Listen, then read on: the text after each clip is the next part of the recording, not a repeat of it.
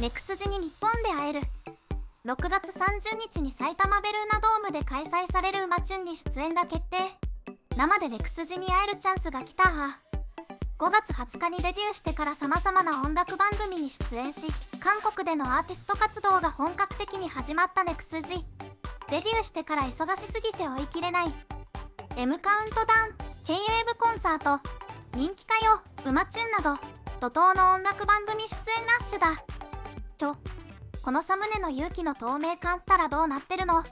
この M カの映像、正直やばくないですか？パフォーマンスはデビューしたてのアイドルたちとは思えないくらいの深く、ダンスうまい、歌うまい、美女最高。インタビューなどでは新人らしい初々しさも見れて、そのギャップにやられる。初めてのエンディング要請、もうサイ&コウ。本当に連日忙しそうで体調が心配だけど、このために今まで頑張ってきたネクスジの7人、忙しさも人気の証拠。頑張って。デビューしてから怒涛の音楽活動、とても忙しそうなネクスジですが、ライドザバイブの初動枚数は一体どれくらいだったのでしょうか？初動枚数とは発売日から1週間の販売枚数のことで、音楽番組で1位を取るためにはアルバム販売枚数がとても重要なんだそう。日本でもミリオン達成、初登場1などというワードはよく聞きますが、初動成績の重要性は K-POP ならではの仕組みですよね。しかもデビュー曲の初動は周囲へのインパクトのためにもとっても大切。そしてネクスジのためにも初動記録を作ってあげたいと思っていたネクスティも多かったようです。ファンのネクスジを応援する仲間意識がすごいのよ。ネクスジの初動がとても心配。韓国デビューアルバムの初動は非常に重要。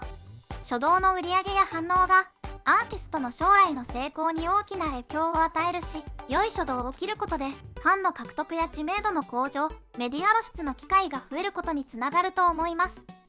JYP ショップから来た。店舗特典だけでこの量。届いた時のインパクト半端なかった。微力だけどデビュー祝いの初動貢献だよ。ゆっくり開封します。写真は地引きのヒュイくん。ネクスジのライドサバイブの初日売り上げは14,304枚。初日の販売数が思ったよりも少ない印象で、ちょっとドキドキしてしまう。しかし、なんと発売3日目で7万枚を超える売り上げに。スタートで少々遅れを取りましたが、結果的には初動11万枚を超える結果となりました。ネクスジはデイデイの企画でデビューしたグループなので、韓国アイドルを推すのが初めてのファンも多い印象です。そのため、どこで購入すると初動に反映するのか、ハントチャート、サークルチャートの加盟店はどこなのか、韓国アイドルの推し活は日本アイドルの推し活とは違うので、どこで購入すればいいのかなど事前に確認が必要です。用語やルールなど最初は戸惑うこともありそうですね。ちなみにニジプロの先輩グループNiziUの韓国デビュー曲ハーティスはどうだったのかというと、初動11万9069枚、ネクスジと同じくらいの初動となりました。ネクスジは韓国ファンも日本ファンもまだ少なく、同時期にデビューした NCT ウィッシュなどと比べても巨大なファンダムがいない状況。初動としては厳しい結果かもしれませんが、数字にとらわれすぎずに、これからコツコツとファンを増やしていくのではないでしょうか。さて、そんな韓国での活動が目まぐるしいネクスジですが、日本での活動はどうなるかというと、現在決定している日本でのイベントは、なんと6月29日30日に埼玉のベルーナドームにて開催される韓国の人気音楽番組うまちゅんのライブイベント。これってかなりすごくない？歌番組ではなくて普通にコンサートですよ。こんなビッグな K-POP アイドル大集合なイベントに新人のネクスジがかなり熱い。しかも日本でネクスジが見れるのはもしかしたらこれが初になるのではないでしょうか。見たい見たすぎる。韓国の人気音楽番組うまちゅんはショー音楽中心、韓国語でしょううまくチュンシムを略してうまちゅんと呼ばれています。日本でいう馬とは全く関係ありません。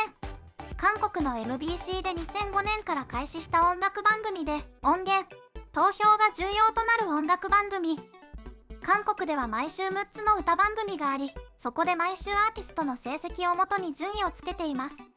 K-POP の音楽番組の仕組みは日本と違って複雑なので、初心者には少し分かりづらいですよね。しかし各番組の特徴をつかむと推し活もより一層楽しくなりますよ。ネクスジが初めてうまちゅんに出演した映像、すでにファンの反応がすごい。コールもすごい。平均年齢17歳のアイドルのはずなのに堂々としたステージ、みんなスタイリングも最高。そしてセンターの U の存在感よ。絶対に新規ファンを大量に獲得したことでしょう。そんなうまちゅんのベルーナドームでのコンサート、一体どんなラインナップかというと、これがまた本当にヤバい。前日の29日にはNiziUも参加しますが、なんと同日30日には同じ事務所の大先輩ストレイキッズも登場。デビューしていきなりの先輩と同じステージ。早くない？この子たちつい最近デビューしたばかりですよ。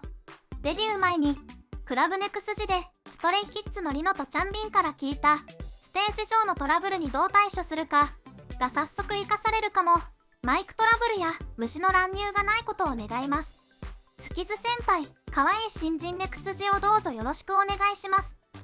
うまちゅんに出演するネクスジにファンはどんな反応をしているのでしょうか。待って、30日うまちゅんベルーナネクスジモデルやん。スキズとネクスジ共演を生で見れる。ありがとうございます。ねえやばい、私が行くうまちゅんにネクスジ追加された。会える。もともとストレイキッズ目的でうまちゅんに申し込んでいた人がまさかのネクスジ追加に狂気乱舞というパターンも多く、羨ましい限り。ちなみにうまちゅんはチケット代が高いんです。そこに反応するファンも多く、全席指定で22,000円、リップ席、アップグレードオプションをつけるとプラス18,000円。これはなかなか。チケット高いし出番だって絶対少ないし豆粒だろうけど、なんかもうそこじゃないんだよね。今回はそうそうたる出演者の方たちの力があってベルーナが埋まるわけだけど、ゆくゆくはネクスジだけで埋めてほしいし、その時が来たら吐くほど泣く。実はチケ確保済み。